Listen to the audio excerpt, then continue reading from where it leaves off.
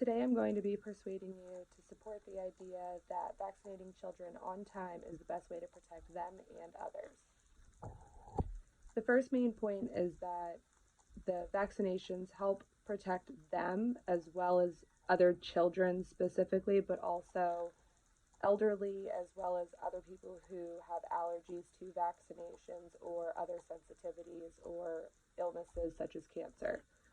According to vaccines.gov, vaccinating on time saves people who can't be vaccinated. As mentioned before, there are people who have cancers or other illnesses and allergies that prevent them from being able to get vaccinated. So unfortunately, they don't have the option. And the children that go to childcare and schools, a lot of times who don't get vaccinated by their doctor's offices by the parent's choice, they tend to contract these diseases or illnesses and spread them to other people who don't have the choice to get vaccinated. And this is how we still see cases of some diseases that are completely preventable. And unfortunately, there are lives lost because of this.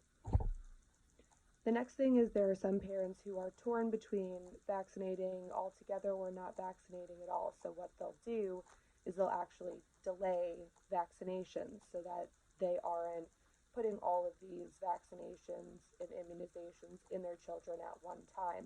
However, according to healthychildren.org, there are no studies or proof that this has any sort of benefit. There are no cognitive differences in the children. The only difference is that some of them actually end up contracting these diseases before they get vaccinated, and now they don't have the immune defense to help them fight off these illnesses. And again, unfortunately, some lives are lost during this, and there are no benefits or pros to outweigh these cons, and the cons are so significant. According to cdc.gov, which many people believe they have, all the information as far as what's right, what's wrong, what's healthy, what's not. These vaccines that are given to our children are tested and they are safe. The CDC backs that up.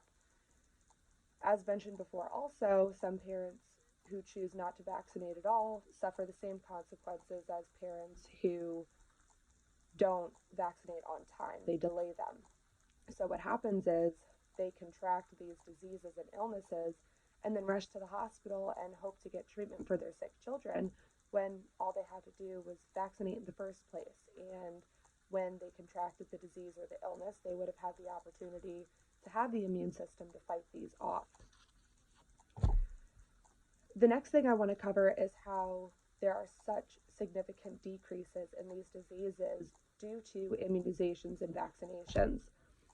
The National Institute of Allergy and Infectious Diseases actually has a chart on their website that shows the percent decrease from prior to vaccination times and now, and they show the significant decrease in these diseases and reported cases of diseases.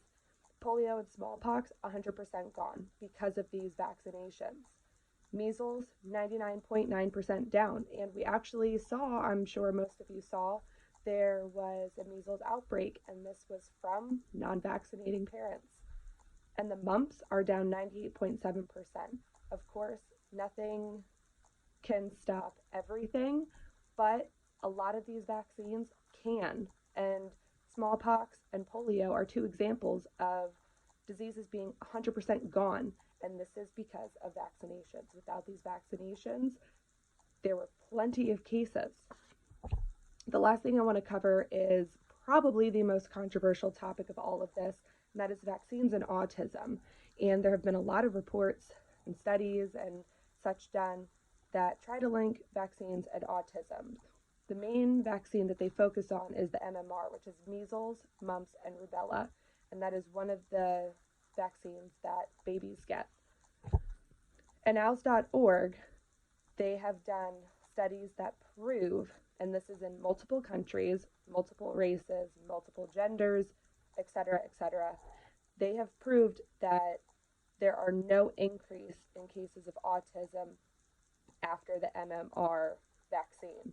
And the thing with this is that the MMR vaccine is given around the same time that autism is diagnosed in children. Doctors will not diagnose autism before a certain age, and these two things coincide around the same time in a child's life. So, of course, when somebody is diagnosed with autism, people want a quick fix. They want something to blame. They think it's an issue. They have a problem with their child having autism, so they look for a reason why they have it, instead of understanding the fact that they were born with it. It is part of them and it is okay, but there is nothing to blame, especially vaccines.